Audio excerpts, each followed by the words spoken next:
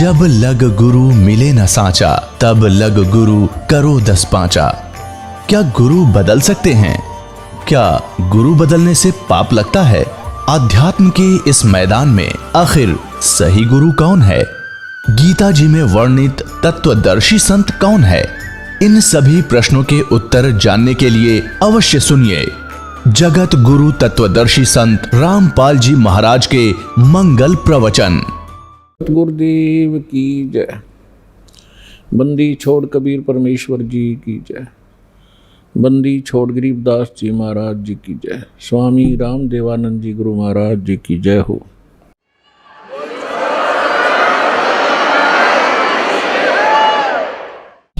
गरीब नमो नमो सतपुरुष को नमस्कार गुरु की नहीं। सुर नर मुनिजन साधुआं संतों सर्वस्ती नहीं। सतगुरु साहेब संत सब डंडो तुम प्रणाम। आगे पीछे मध्य हुए तिनको जाओ कुर्बान। नराकार निर्विषम काल जाल वैभंजनम निर्लेपम निज निर्गुणम। अकल अनुबेशुंदुनम सोहम सुरति समापितम सकल समाना निर्तल। उज्ज्वल हिरंबर हरदमम बेपरवाह था है वार पार निमज्जतम। गरीब जो सुमर सिद्ध होई गणनायक गलता ना। करो अनुग्रह सोई पारस पद परवाना। आदि गणेश मनाऊं गणनायक देवन देवा। चरण कमल लो लाऊं आदंत करूं सेवा। परम शक्ति संगीतम रिद्धि सिद्धि दाता सोई। अवगत गुण अतीतम सत्य पुरुष निर्मोही। जगदम्बा जगदीशम मंगल रूप मुरारी। तन मन अर्पों शीशम भक्ति मुक्ति भंडारी। सुर नर मुनि जन ध्यावे ब्रह्मा विष्णु महेशा। शेष सहस मुख गावे पूजय आदि गणेशा। इंद्र कुबेर सरीखा वरुण धर्म राय ध्यावे। समरथ जीवन जी का मन इच्छा फल पावे। 33 कोटि आधारा ध्यावे सहस 88। उतरे बहु जल पारा कट है यम की फांसी। 33 कोटि आधारा ध्यावे सहस 88। उतरे बहु जल पारा कट है यम की फांसी। कर जोरों विनती करूं धरूं चरण पर शीश। गुरु जी राम देवानंद जी महाराज ने दियो नाम बख्शीश। कोटि कोटि सिजदा करूं कोटि कोटि प्रणाम। चरण कमल में राखियो में बांधी जाम गुलाम। कुत्ता हूँ गुरुदेव का रामपाल दास का नाम। गले प्रेम की जेवड़ी जा खेचो वहाँ जाऊं मैं।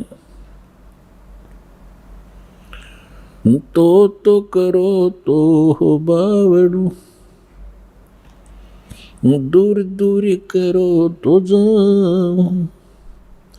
जो राखो त्यों ही रहूं। जो देव सो खाऊं।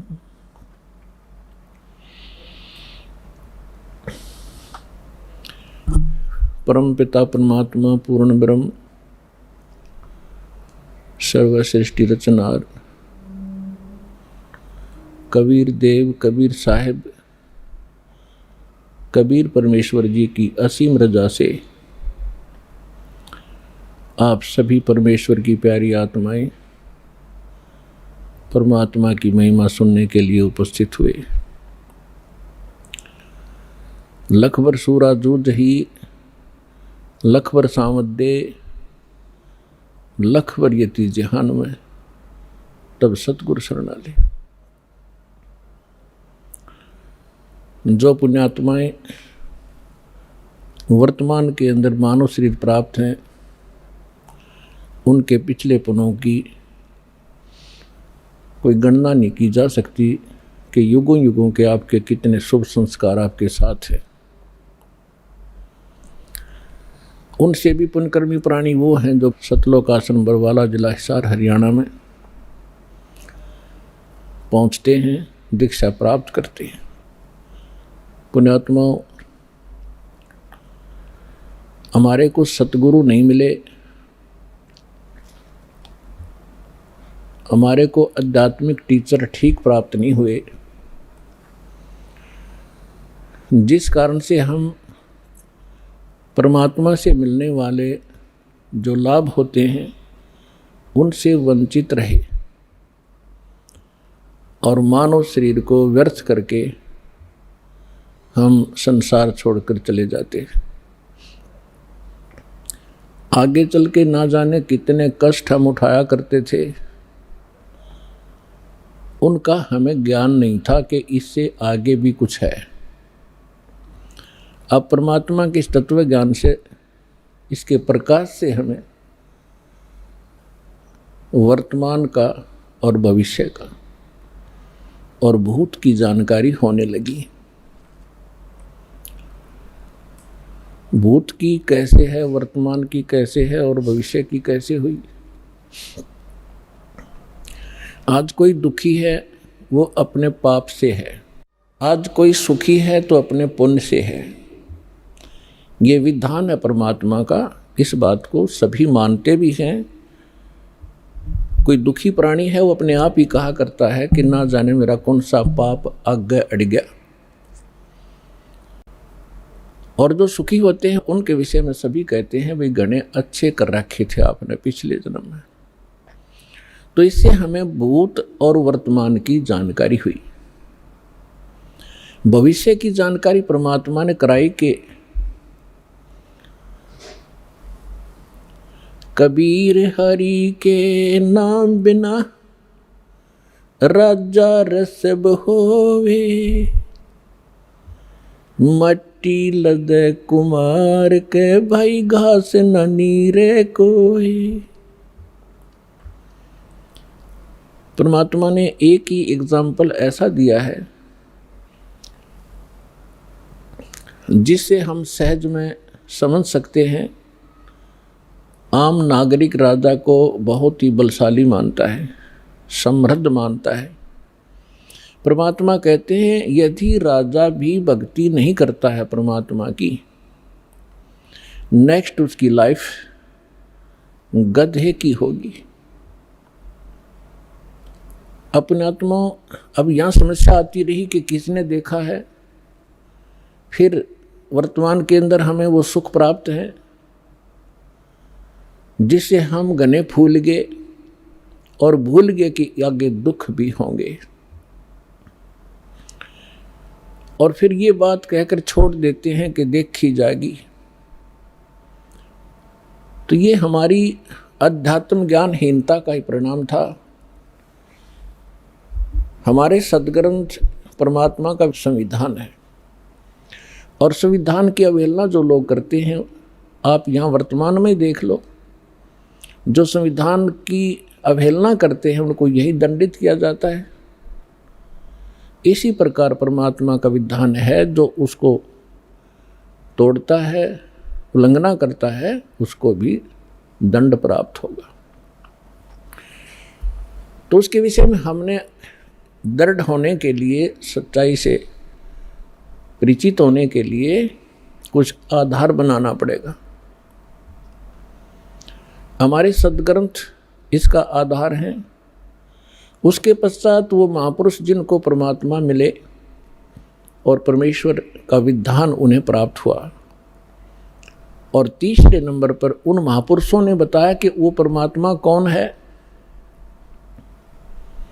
उस परमेश्वर ने आके स्वयं अपना विधान अपने मुख कमल से बोला, जिसको तत्व ज्ञान कहते हैं, जिसको सूक्ष्म वेद कहते हैं, जिसके विषय में हिंट दिया गया है श्रीमद् भगवद गीता अध्याय नंबर 4 के श्लोक नंबर 32 में। गीता ज्ञान दाता ये ब्रह्म है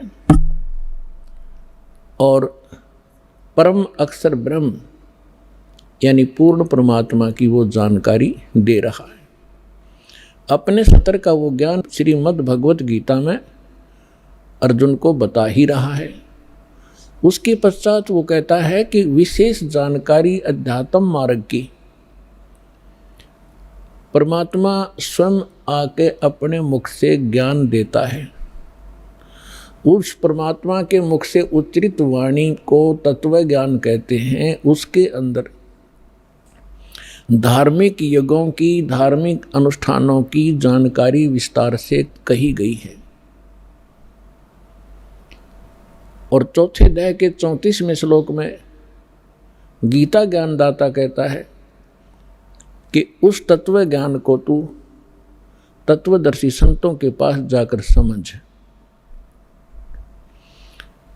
उनको दंडवत प्रणाम करने से, कपट छोड़कर उनकी सेवा करने से वो तत्वदर्शी संत तुझे परमात्म तत्व की जानकारी तथा तत्व ज्ञान का उपदेश करेंगे। तो इससे एक तो ये सिद्ध हो गया कि गीता जी के अंदर वो ज्ञान नहीं है। यदि वो ज्ञान श्रीमद् भगवद गीता में ही होता तो वो कह देता कि उस अध्याय में पढ़ लेना। और इससे ये भी सिद्ध हो गया कि वो परमात्मा अन्य है गीता ज्ञान दाता से और वही मोक्षदायक है। उसके द्वारा बताया गया ज्ञान जो है वो तत्व ज्ञान है। चौथे अध्याय के 32वें श्लोक में अनुवादकर्ताओं ने एक गलती की है। इसमें एक ब्रह्मणे शब्द है, ब्रह्मणे। इन्होंने ब्रह्मणे शब्द का अर्थ कर दिया वेद, और यही ब्रह्मणे शब्द है गीता अध्याय नंबर 17 के श्लोक नंबर 23 में। वह इन्हीं अनुवादकर्ताओं ने ब्रह्मणे का अर्थ किया है सच्चिदानंद घन ब्रह्म यानी परम अक्षर ब्रह्म, जिसके विषय में गीता अध्याय नंबर 7 के श्लोक नंबर 29 में गीता ज्ञानदाता कहता है कि जो उस तत्ब्रह्म से, सारे अध्यात्म ज्ञान से और सभी कर्मों से परिचित हो जाता है, वो व्यक्ति केवल जरा और मरण से ही छूटने के लिए प्रयत्न करता है। यानी जरा माने वृद्धावस्था का कष्ट, मरण माने मृत्यु, अर्थात जो यहाँ से जन्म मरण के कष्ट से छूटने के लिए साधना करता है, संसार की कुछ इच्छा नहीं रखता है, वो उस तत्ब्रह्म से परिचित हो चुका है, सारे अध्यात्म ज्ञान से परिचित है और सभी कर्मों से परिचित है। अर्जुन ने 8वें अध्याय के प्रथम मंत्र में पूछा, फिर वो किम तत्ब्रह्म, वो तत्ब्रह्म क्या है? गीता ज्ञानदाता ने 8वें अध्याय के 3 श्लोक में बताया कि वो परम अक्षर ब्रह्म है। यानी गीता ज्ञानदाता से अन्य है वो। तो हमने अपने इस अध्यात्म मार्ग में आगे बढ़ने के लिए कुछ आधार बनाना पड़ेगा। अब तक हम जिस भी संत या पंथ में गए या उनका कोई अनुभव हमने पढ़ा, उनके तकरीबन विचार भिन्न मिलते हैं, उनकी साधनाओं में बहुत अंतर मिलता। तो गीता अध्याय नंबर 2 के श्लोक नंबर 53 में कहा कि अर्जुन, जिस समय तेरी बुद्धि भ्रमित करने वाले भिन्न भिन्न प्रकार के वचनों से हटकर एक परमात्म ज्ञान पर स्थिर हो जाएगी, तब तू योगी बनेगा। योगी माने भक्त। तब तो तू भगत का होगा, नहीं तो कोई भी जहाँ भी आप जाते हो आपको तत्व ज्ञान है नहीं। कोई भी सिर्फ आपको दो अटपट करके वहाँ से डिगा देता है, आपको सुमार्ग से विचलित करके कुमार्ग पर खींच ले जाता है। और जिस समय आप इस तत्व ज्ञान से दृढ़ हो जाओगे तो यहाँ पर ब्रह्मा विष्णु महेश आ जाएगी आपके सामने, आप ज्ञान में डगमग नहीं हो सकते, उनको विचलित कर दोगे। ये ऐसा ज्ञान है।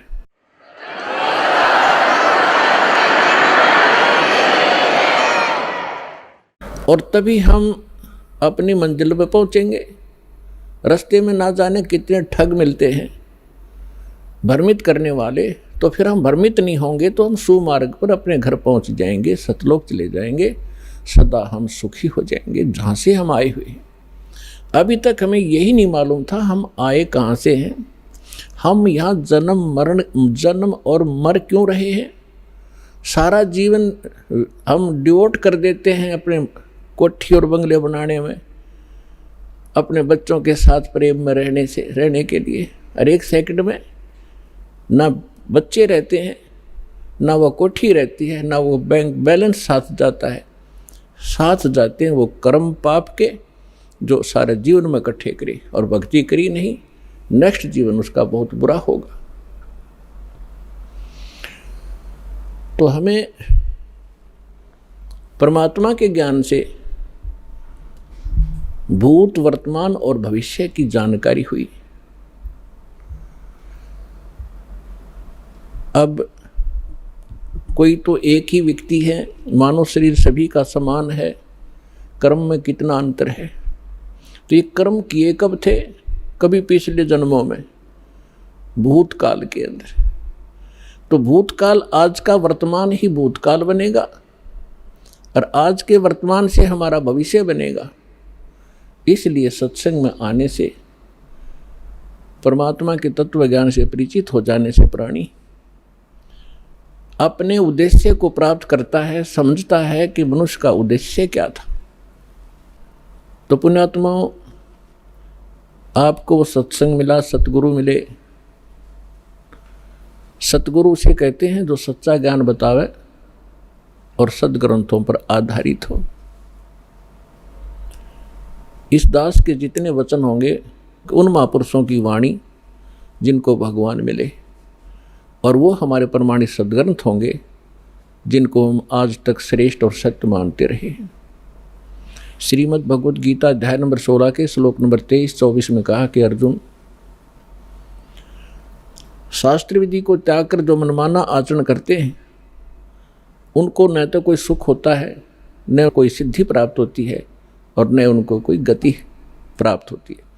और हम इन तीन वस्तुओं के लिए ही भक्ति करते हैं, मोक्ष हो, संसार में हम सुखी रहें और हमें कुछ सिद्धि प्राप्त हो। सिद्धि माने हमारे कार्य सिद्ध हों, और सत्य भक्ति के अंदर ये सिद्धियां आ जाती हैं जिन सिद्धियों के आधार से एकाध सिद्धि को प्राप्त करके ये ऋषिजन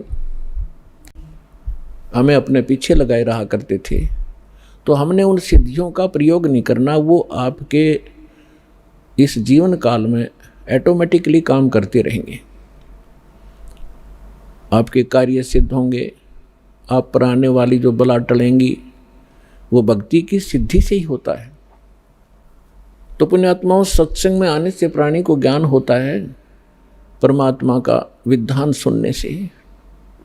मानुष जन्म दुर्लभ है, ये मिले न बारंबार, जैसे तरवर से पत्ता टूट गिरे वो बहोर न लगता डार। मानुष जन्म पाके जो नहीं रटे हरि नाम, जैसे कुआ जल बिना फिर बनवाया क्या काम। कबीर राम रटत कोड़ी भलो, चू चू पड़े जो चाम, वो सुंदर शरीर किस काम का, भाई जा मुख नाही नाम। कबीर जिव्या तो वाहे भली, जो रटे हरि नाम, नहीं तो काट के फेंक दियो, मुख में बलो न चाम। परमात्मा की जानकारी, मनुष्य जीवन का उद्देश्य सत्संग से ज्ञान होता है, और अभी तक हमें सत्संग मिला नहीं। जिन महापुरुषों को हम विद्वान मानते थे उनको अध्यात्म मार्ग का कुछ भी ज्ञान नहीं था, वो केवल संस्कृत भाषा जानते थे। उसके विषय में सूक्ष्म वेद में कहा कि भेड़ पूछ को पंडित पकड़े, भेड़ पूछ को पंडित पकड़े, ये भादो नदी विहंगा, गरीबदास व भवजल डूबे, जिन नहीं साध सत्संगा। परमेश्वर कबीर साहब कहते हैं, कबीर इस संसार को समझाऊं कै बार, और पूछ पकड़ के भेड़ की, ये उतरा चाव पार। जैसे भादों के अंदर बहुत वर्षा हुआ करती है, दरिया अपने फुल स्विम पर बहकर चलती है, किनारों को छूता हुआ भयंकर जल चलता है, तेज बहाव होता है। उस दरिया को पार करने के लिए यदि कोई ये कहे कि भेड़ की पूंछ पकड़ दे, ये तुझे परले पार कर देगी, और उस व्यक्ति को जान कर कोई भेड़ की पूंछ पकड़ कर दरिया में चले जाता है, तो अंडरस्टूड है उसके साथ के बनेगी। तो यहाँ परमात्मा कहते हैं, कबीर इस संसार ने समझाऊं कै बार, और पूंछ पकड़ के भेड़ की, ये उतरा चाव पार। इसी बात को आदरणीय गरीबदास साहिब जी जो परमात्मा से परिचित हुए, सचखंड देखा, सतलोक गए, फिर वापस आए, परमात्मा से प्राप्त उस तत्व ज्ञान के आधार से कहते हैं कि भेड़ पूंछ को पंडित पकड़े, ये भादो नदी विहंगा, गरीबदास व भवजल डूबे, जिन नहीं साध सत्संगा। जिनको संत का सत्संग नहीं मिला, वो इस भवजल रूपी दरिया के अंदर डूब जाते हैं। और जो साधनाएं आप कर रहे थे, वो भेड़ की पूंछ पकड़ा रखी थी, श्राद्ध निकाल दो, 13वीं कर लो, फिर फूल चुग लो, इससे काम लगा रखे थे हम। भक्ति के तो आसपास भी नहीं पहुंचे थे, कहीं नामो निशान नहीं था भक्ति का। फिर कोई ज़्यादा ही श्रेष्ठ समझते थे, हरे राम हरे कृष्ण, सीताराम राधे श्याम, राधे राधे श्याम मिला दे, ये गीत गाते रहे। इससे भी कोई ज़्यादा ऊंचे उठे, वो कहते हैं ओम नाम सबसे बड़ा, इससे बड़ा ना कोई, ओम नाम का जाप करे शुद्धात्मा होए। तो ये अधूरा ज्ञान था, यह भेड़ की पूंछ थी। हमने जाना है सत्यलोक में, जहां हम पहले रहा करते थे, और जहां हमें सर्व सुख प्राप्त होगा, जिसकी खोज हम यहां कर रहे हैं इस गंदे लोक में। इस पृथ्वी पर और काल ब्रह्म, जिसका ओम नाम है, ये ब्रह्म है। इससे ऊपर दो शक्तियां और हैं ब्रह्म से ऊपर, एक पर ब्रह्म, एक परम अक्षर ब्रह्म। इन्हीं को अन्य शब्दों में कहते हैं, जैसे ब्रह्म को कहते हैं सरपुरुष या सरब्रह्म। श्रीमद् भगवद गीता अध्याय नंबर 15 के श्लोक 16 और 17 में इन तीन पुरुषों की, तीन प्रभुओं की जानकारी है। हमारे जो गुरु थे, हमारे ऋषि महर्षि थे, ये हमारे सदग्रंथों अपने सिलेबस से परिचित नहीं थे, ये खाक टीचर थे। जो टीचर अपने सिलेबस से परिचित नहीं है, वो टीचर नहीं है, वो लोक वेद सुनाया करते थे। और जिस आधार से हमने, हमारे पूर्वजों ने जीवन नाश कर दिए, आज वो पशु पक्षी भूत योनियों में भोग रहे हैं। और अब उनको राहत दिलाने के लिए कहते हैं श्राद्ध निकाल दो, फलान कर दो, और वो मनमाना गधा बन रहा हो और यहाँ उसके श्राद्ध निकाल रहे हैं। ये कोई बात हुई? हम शाने नहीं थे, हमें ज्ञान नहीं था, तो परमात्मा ने दया बख्शी है, आपको शिक्षित किया, और शिक्षित करके फिर दास को इस ज्ञान से युक्त किया। उससे पहले आपके लिए ये इंस्ट्रूमेंट बनवाए, ताकि ये बच्चे घर बैठे समझ सकें, सदग्रंथों को रूबरू कर किया जाए। अभी तक हम शिक्षित ना होने से एक सिरफरा 4 वाणी 4 श्लोक गीता या वेद के घोट लेता, हम उसके मुंह की तरफ देखते रहते, बड़ा विद्वान है, वाह भाई वाह, बड़े संस्कार जानता है। भाषा का जानना अलग चीज है, अध्यात्म का जानना ये विशेष ज्ञान है। तो जो प्रसंग चल रहा था कि जब तक हम अपने सदग्रंथों से परिचित नहीं होंगे, तब तक हमें विश्वास नहीं होगा कि सचमुच हम जो सुना करते थे वो सत्य था या असत्य था। क्योंकि आज हम शिक्षित हैं, सदग्रंथ हमारे पास हैं, जिनके ऊपर आज तक हम लाखों वर्षों से आधारित रहे हैं, और आज वही हमें क्या संदेश दे रहे हैं, तो एक मिनट में समझ जाओगे, क्योंकि परमात्मा ने आपको शिक्षित बनाया है। तो यहां समस्या हमारे सामने यही अड़ी रही कि हम स्वयं परमात्मा के ज्ञान से परिचित न होने से ऐसे ही भटकते रहे, किसी ने जो मार्ग दिया उसी को हम जाप करने लगे। तो यहाँ 3 पुरुष हैं, एक सरपुरुष, सरब्रह्म भी कहते हैं इसी को, दूसरे शब्दों में इसको ईश कहते हैं। ईश, ईश्वर, परमेश्वर, ये 3 अलग अलग प्रभुओं की जानकारी है। ब्रह्म, परब्रह्म, परम अक्षर ब्रह्म, इन्हीं को अन्य शब्दों में सरपुरुष, अक्षर पुरुष, परम अक्षर पुरुष या परम अक्षर ब्रह्म कहो। जो तीसरे नंबर का परमात्मा है वो है सबके लिए पूज्य इष्ट रूप में। और बाकी जितने भी ये प्रभु हैं, स्वामी हैं, पहले आपको थोड़ा सा डेफिनेशन ऑफ गॉड बताएंगे कि परमात्मा की परिभाषा क्या है। हम जैसे गणेश जी को भी देव कहते हैं, गणेश देव, ब्रह्मा जी को भी हम भगवान कहते हैं, विष्णु जी को भी भगवान कहते हैं, शंकर जी को भी हम देव कहते हैं, महादेव कहते हैं। फिर ब्रह्म को भी हम भगवान कहते हैं, जिसको निराकार निर्गुण कहा करते थे हमारे गुरु। तो ये सभी प्रभु हैं, ये सभी स्वामी हैं। जैसे एक तहसीलदार जी को भी साहब कहते हैं, एक डिप्टी कमिश्नर को भी साहब कहा जाता है, कमिश्नर भी साहब कहलाता है। और मंत्री जी को भी साहब कहते हैं, मुख्यमंत्री जी को भी हम साहब कहते हैं, प्रधानमंत्री जी भी साहब कहलाते हैं, और राष्ट्रपति जी भी को भी हम साहब ही कहते हैं। साहब जैसे हम देव कहते हैं, देव कहो, राम कहो, साहिब को हम सत साहिब कहते हैं। जैसे हम कभी विशेष मूड में होते जब कहा करते हैं सच्चे मालिक, सच्चा मालिक कहो, सत्य साहिब कहो। साहब माने भगवान, सत्य माने सच्चा, अविनाशी। तो ये सभी साहब हैं, लेकिन अपने अपने सत्र के साहब हैं। तहसीलदार एक तहसील के अंदर उस सत्र का मालिक है, और इसी प्रकार अन्य जानो, मंत्री अपने एक स्टेट के अंदर एक विभाग का स्वामी है, मालिक है, साहब है। इसी प्रकार मुख्यमंत्री एक राज्य का साहब है, प्रधानमंत्री कई राज्यों के ऊपर मालिक है, साहब है। ऐसे राष्ट्रपति जी को जानो। तो इसी प्रकार ये जितने भी देव हैं अपने सत्र पर ये आदरणीय हैं।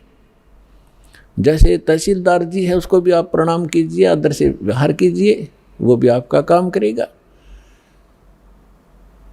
और इसी प्रकार मंत्री जी हैं, मंत्री जी का भी सत्कार कीजिए। यदि आपका प्रधानमंत्री जी के साथ संपर्क है तो ये कहने की आवश्यकता नहीं, ना बताने की, कि नीचे के साहब फिर कितनी आसानी से काम किया करते हैं, करना तो उन्होंने ही है।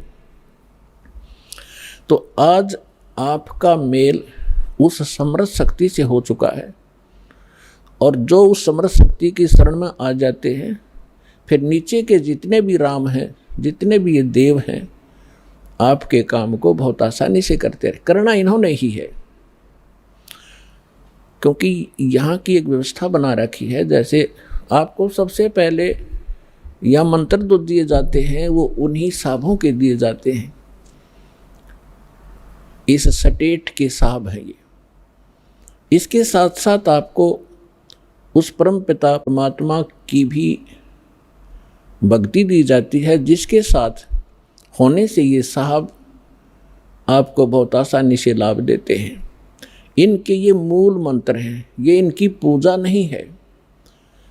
यहाँ भ्रमित कर देते हैं ये सिर्फ कुछ जो 100, 200, 1000, 2000 को पीछे लगा रहे हैं नकली संत, और विशेषकर ये कबीरपंथी या राधा स्वामी धन धन सतगुरु वाले, ये क्या भ्रमित करते हैं कि देखो ये तो देवताओं की पूजा कराता है, ये तो प्रथम मंत्र ही देवताओं के देता है, और बात करता सतलोक और सचखंड की। तो इसलिए प्रत्येक सत्संग में हम नहीं बता पाते, क्योंकि पूरे वर्ष के अंदर हमने सिलेबस कवर करना होता है। तो कभी कभी किसी ना किसी सत्संग में हम अवश्य सुनाते हैं, इस तरह की एक विवेचन देते हैं। तो वो हमारी सीडी बनी होती है, उनको आप ले जाइए, बहुत सस्ते में यहाँ मिलती हैं आपको। ये अनमोल वचन है, आपके बालकों के भी काम आएगा, आपके भी काम आएगा। तो जो प्रसंग चल रहा है कि हम इनकी पूजा नहीं करते, जैसे एक पति भर्ता लड़की होती है, वो अपने ससुराल में चली जाती है। पति भर्ता के गुण ये होते हैं कि वो अपने पति के अतिरिक्त अन्य किसी भी पुरुष में पति वाला भाव ना रखे। लेकिन उस पतिव्रता का ये अर्थ नहीं है कि वो किसी पुरुष की ओर देखे नहीं, या किसी को प्रणाम नहीं करे, या किसी का सत्कार नहीं करे। ये भी उस पतिव्रता के अंदर एक गुण होते हैं। आय का आदर करे, जैसे जेठ है, जेठानी है, ससुर है, सास है, छोटी बड़ी ननंद है, देवर हैं, उन सब का यथोचित आदर करे, उनके सत्कार करे, उनका काम करे। बर्तन धोने हैं, रोटी पौनी है, और कोई 100 काम करने हैं, तो उनको यथोचित सत्कार करे, मृदु भाषा प्रयोग करे, तो वो पतिव्रता सही है। और दूसरे शब्दों में वो पतिव्रता ठीक है, अपने पति के अतिरिक्त अन्य से 16 माथे ना बोले, तो वह पतिव्रता नहीं, वह कड़ियारी है, क्योंकि वो सारे घर में झगड़ा करवा देगी।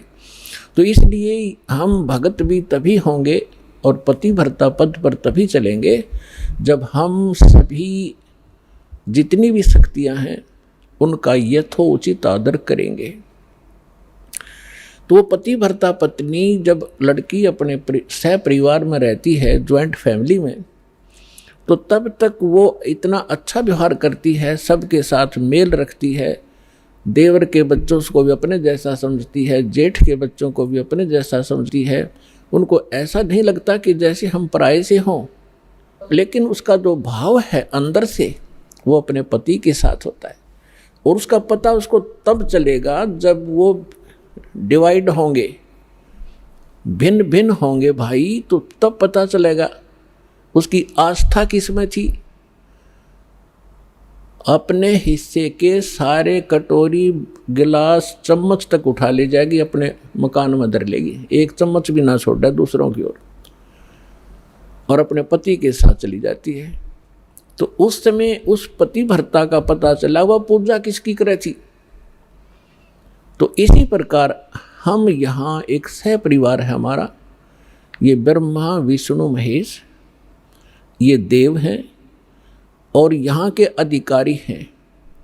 ये एक विभागीय मिनिस्टर हैं इस एक ब्रह्मांड के अंदर। ब्रह्मा जी रजोगुण विभाग के, विष्णु जी सतोगुण विभाग के, और शंकर जी तमोगुण विभाग के। और इन अन्य जो देव हैं जैसे गणेश जी हैं, दुर्गा जी है, इनके भी हमारे इस अध्यात्म मार्ग में बहुत सहयोग है। अब इनका जैसे हमने अपने सतलोक जाना है, सब लोग जाना है, जैसे हम विदेश गए हों और हमने अपने देश में आना है, और वहाँ हम कोई ऐसा बिजनेस व्यापार कर रहे थे, किसी कारण से हमारा वहाँ नुकसान हो गया, बिजली का कनेक्शन कट गया, टेलीफोन सुविधा बंद होगी, गैस की बंद होगी, तो हम कंगाल हो गए। असुविधाएं, हमारे सब सुविधाएं समाप्त हुई, हम महादुखी हुए। और वहाँ से आप निकल नहीं सकते जब तक उनका सारा लोन क्लियर नहीं कर दोगे, आने नहीं देंगे, आपको नो ड्यू सर्टिफिकेट नहीं मिलेगा। और वहाँ कोई आपको ऐसा रहम दिल समर्थ मिल जावे, आपसे कहे कि आपका कनेक्शन पुनः चालू करवा देता हूँ अपनी गारंटी से, और आप नए सिरे से मेहनत करो, नेक नीति से मजदूरी करो, और इनके टैक्स भरते रहना, बिजली वाले का बिल भरना शुरू कर देना, टेलीफोन वाले का कनेक्शन करवा देता है और उसका मेहनत मजदूरी करके अपना बिल भरना शुरू करो, वो सुविधाएं प्रारंभ हो जाएंगी। और फिर से वो धनी होकर के और सब कर्जे से मुक्त होकर के और बची हुए धन को साथ लेकर के स्वदेश आ सकता है। ठीक इसी प्रकार हम इस काल के लोक में बहुत बड़ी पूंजी लेकर आए थे। हम बहुत बड़े साहूकार के बेटे थे, बेटियां थी सतलोक के अंदर। हम अपनी गलती से उस पूंजी समेत, अपने पुनों समेत इसके साथ आ गए। ये एक बहुत छलिया यहाँ का मालिक है, ये सारे काम छल से करता है और आपकी ही मजदूरी से कुछ टैक्स लेकर अपने 21 ब्रह्मांड को चला रहा है। कबीर साहब कहते हैं, मेरे हंसा भाई अंश रूप था जब तू आया। जब तू वहाँ से आया ना हमारे पास से, एक बहुत पवित्र आत्मा थी, कोई विकार नहीं था, तेरे पास आध्यात्मिक धन परिपूर्ण था। आज तू बिल्कुल खाली हो चुका है और गधे तक की योनि में जा चुका है पुनों के अभाव से। तो उन पुनों को पुनः प्राप्त करेंगे हम, उतने ही भक्ति युक्त होंगे जितने हम प्रारंभ में थे। तभी हम स्वदेश जा सकते हैं। बीच में हमने यहाँ से जाने का टैक्स भी देना है, किराया भी देना। जैसे जहाज से आते हैं तो वो किराया भी देना होता है और फिर पूंजी उससे अलग होती है। इसी प्रकार आपको ऐसी साधनाएं दी जा रही हैं परमात्मा ने, जो वास्तविक भक्ति थी वह अभी तक छुपा रखी थी, क्योंकि हम समझण योग्य नहीं हुए थे। और यदि आज से पहले परमात्मा ये मंत्र डिस्क्लोज कर देते तो ये नकली पंथ जो काल न चलवा रखे हैं, इनके पास भी वो मंत्र होते और यही ज्ञान होता। और वो अधिकारी थे नहीं, अधिकारी के बगैर कोई काम सफल नहीं हो सकता। जैसे एक पासपोर्ट बनवाते हैं, पासपोर्ट भी यदि अधिकारी से बना हुआ होगा तो आगे चलेगा, नहीं तो जब समय आने पर उसका पता चलेगा कि पासपोर्ट ही डुप्लीकेट है तो बहुत देर हो चुकी होगी और जेल भी जाना पड़ेगा। तो परमात्मा ने दया बख्शी थी कि ये अभी तक ये मंत्र गुप्त रखे थे। इसके पीछे बहुत बड़ी कहानी है, वो सृष्टि रचना से आपको पता चलेगा, समय आने पर बताएंगे। तो प्रसंग चल रहा है कि परमात्मा ने दया बख्शी आपको। जब 600 वर्ष पहले मालिक आए, परमात्मा वाले ही गुण रखता है। अब जैसे बर्फ़ के गुण हैं, बर्फ़ तो बर्फ़ के गुण ही रखती है, उसको उसके निकट जाओगे तो वैसा ही आभास होगा। इसी प्रकार परमात्मा जो गुण रखता है वो वैसे ही लीला करता है जैसी वो किया करता है। और उस परमेश्वर ने 600 वर्ष पहले जो लीलाएं की थी वही जानकारी हमारे सदग्रंथों से मिलती है कि परमात्मा जब पृथ्वी पर आता है, यथार्थ ज्ञान स्वयं अपने मुख कमल से कवियों की तरह कविताओं से, लोकोक्तियों के माध्यम से, शब्दावलियों के माध्यम से वो ऊंचे स्वर में बोल बोल कर उच्चारण करता है। और एक प्रसिद्ध कवियों में से भी वो एक होता है, लेकिन वो होता है परमात्मा। और वो परमात्मा अपना यथार्थ ज्ञान स्वयं ही देता है। और जब परमात्मा यहाँ आते हैं वो 3 प्रकार से हमारी देखभाल करते हैं, 3 प्रकार से हमारे पोषण करते हैं, धारण पोषण करते हैं। 3 सतिथि से। एक सतिथि में परमात्मा सतलोक में सचखंड में एक राजा के समान बहुत सुंदर सिंहासन पर विराजमान है, मनुष्य के सदृश। सिर पर मुकुट है, ऊपर छत्र है, परमात्मा के सिर पर चंवर अपने आप चल हो रहा होता है। और दूसरी स्थिति में वो परमात्मा प्रत्येक युग में एक शिशु रूप धारण करके यहाँ आते हैं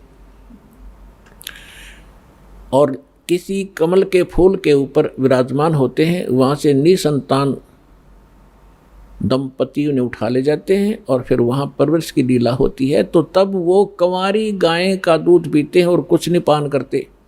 कंवारी गायों के दूध से उनके बचपन की परवरिश होती है। ये हमारे सदग्रंथ बताते हैं। ऋग्वेद मंडल नंबर 9 ऋग्वेद मंडल नंबर 9 सूक्त 1 मंत्र 8 और 9 में, ऋग्वेद मंडल नंबर 9 सूक्त 86 मंत्र 26 और 27 में, ऋग्वेद मंडल नंबर 9 सूक्त 82 मंत्र 1, 2, 3 में, ऋग्वेद मंडल नंबर 9 सूक्त 94 के मंत्र 1 में, ऋग्वेद मंडल नंबर 9 सूक्त 95 के मंत्र 2 में, ऋग्वेद मंडल नंबर 9 सूक्त 96 के मंत्र 16 से 20 में, ऋग्वेद मंडल नंबर 9 सूक्त 54 मंत्र 3 में, ऋग्वेद मंडल नंबर 9 सूक्त 20 मंत्र 1 में, और भी अनेक स्थानों पर ये प्रमाण है कि परमात्मा ऐसी लीला किया करता है। जो परमात्मा शिशु रूप धारण करके लीला करता है तो उनकी परवरिश की लीला कंवारी गायों से होती है, ये वेद बताते हैं। और ये लीला की किसने? वो परमात्मा कवियों की जैसा आचरण करता है। ये लीला की किसने? श्री राम, श्री कृष्ण, श्री ब्रह्मा, श्री विष्णु, श्री शिव जी की लीला में हमने कदे नहीं पढ़ी। हम हिंदू धर्म में ओड जोड़ हो गए। अब परमेश्वर की लीला में 600 वर्ष पहले मालिक आए थे, उन्होंने कबीर भगवान ने ये लीला की थी। तो who is God? Kabir is God. अब भगवान के पहचानने में हमें कति देर नहीं लगेगी, क्योंकि हम जिन सदग्रंथों को अपना मानते थे, अद्वैत सदग्रंथ हमें संदेश दे रहे हैं कि भगवान ये लीला करता है। तो सबसे पहले तो हमने भगवान की पहचान हो और सदग्रंथों से वो पहचान हो। जैसे दास ने अभी बताया था गीता अध्याय नंबर 16 के श्लोक 23-24 में स्पष्ट किया हुआ कि अर्जुन, जो शास्त्र विधि को त्याग कर मनमानी साधनाएं करते हैं उनको कोई सुख नहीं होता। न उनको सुख होता है, न उनकी गति होती है, न उनको कोई सिद्धि प्राप्त होती। इससे तेरे लिए अर्जुन कर्तव्य और अकर्तव्य की व्यवस्था में कौन सी साधना करनी चाहिए, कौन सी ना करनी चाहिए, उसके लिए सदग्रंथ ही प्रमाण है। किसी की लोक वेद पर, दंत कथा पर विश्वास मत करना। तो आज हमारे सदग्रंथ क्या बताते हैं?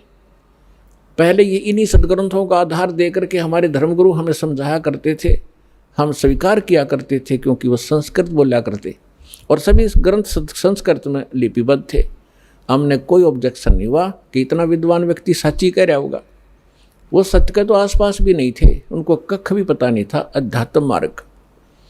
आज तक इन ऋषि महर्षियों को, आज तक उन महापुरुषों को छोड़ के जिनको भगवान मिले या परमात्मा के ज्ञान के अतिरिक्त, अब वर्तमान में इस दास के अतिरिक्त इस 21 ब्रह्मांड में कोई अध्यात्म ज्ञान से परिचित नहीं है।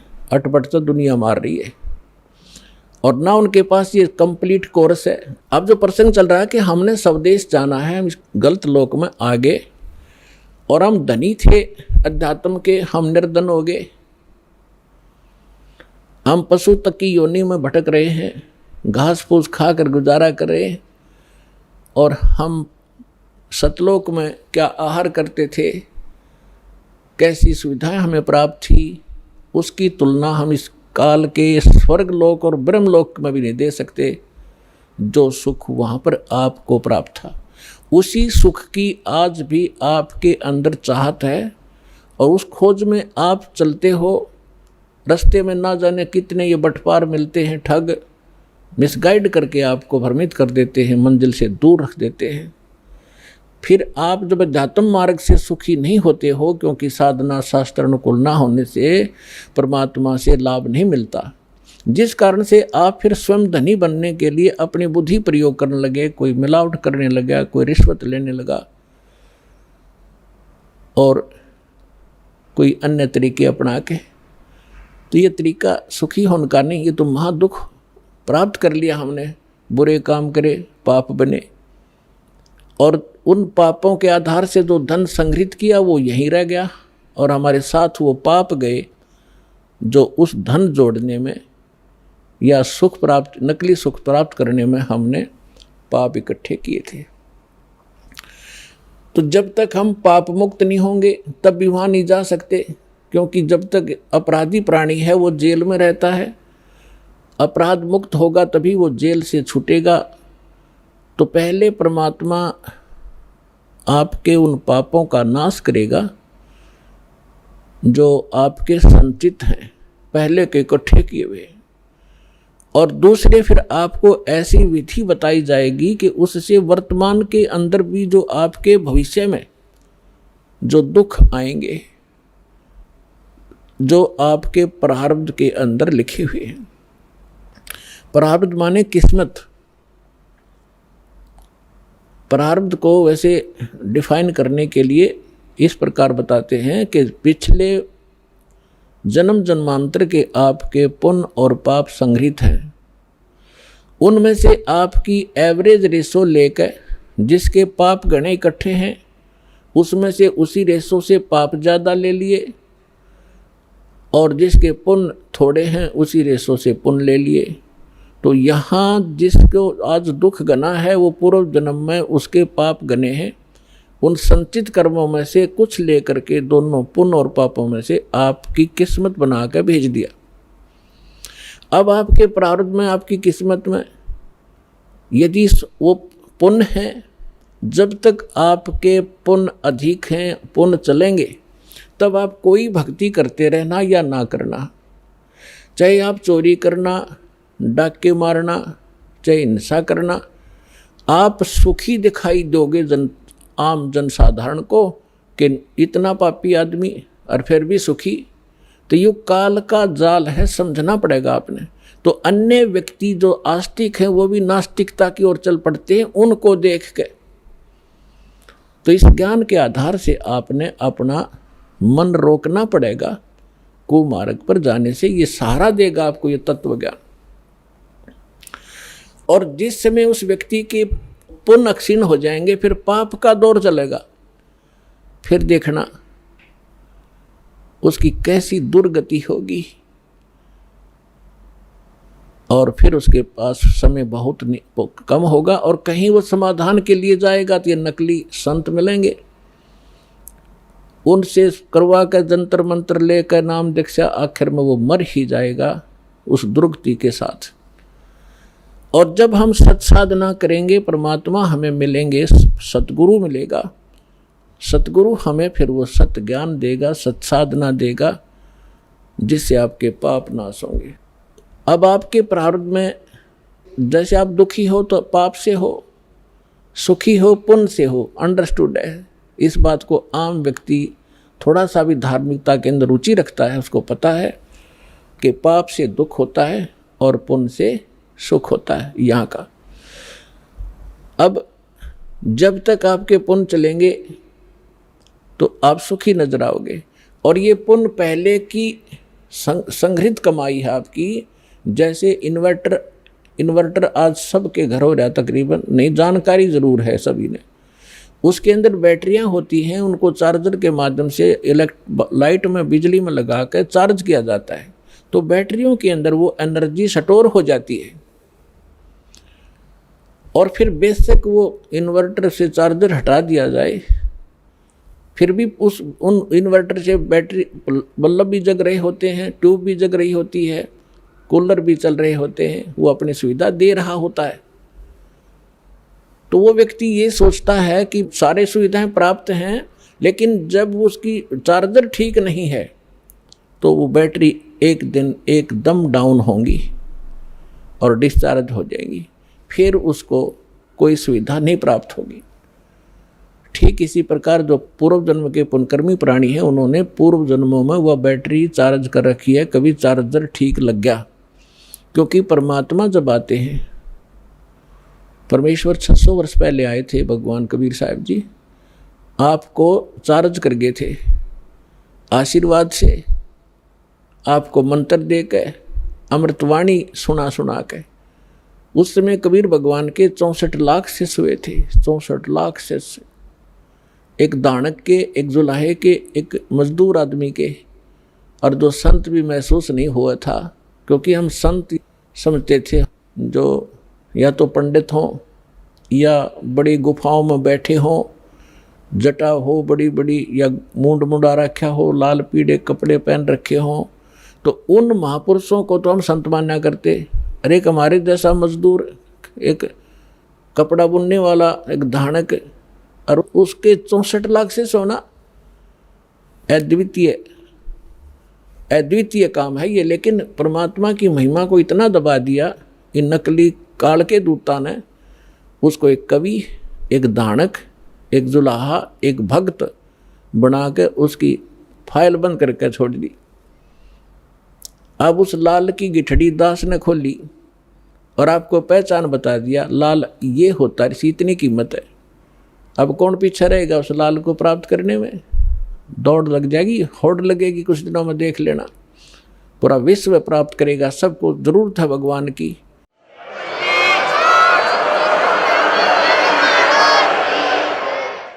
भटक रहे हैं, दुख पा रहे हैं, भक्ति भी कर रहे हैं। तो 64 लाख से सोए थे, उसमें परमात्मा ने अपने आशीर्वाद से अपनी वाणी सुना सुना के प्रथम मंत्र दिया, बस वो शेष 2 मंत्र नहीं दिए थे परमात्मा ने। तत् और सत्य ये गुप्त रखने थे। सतनाम नहीं दिया भगवान ने आपको। क्यों नहीं दिया? क्योंकि आप उस समय परमात्मा के पहचानने योग्य नहीं थे।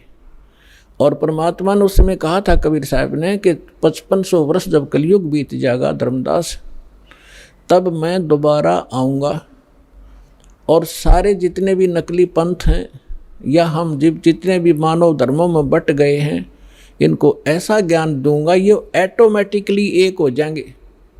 पहले एक थे, एक से अनेक हो गए, अब इस ज्ञान से ये फिर एक होंगे और पूरा विश्व ये भक्ति करेगा और सबका कल्याण होगा जो मर्यादा में रहेंगे।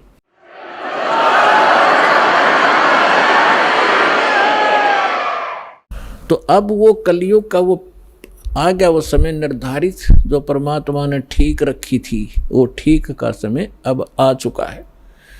और इसलिए परमात्मा ने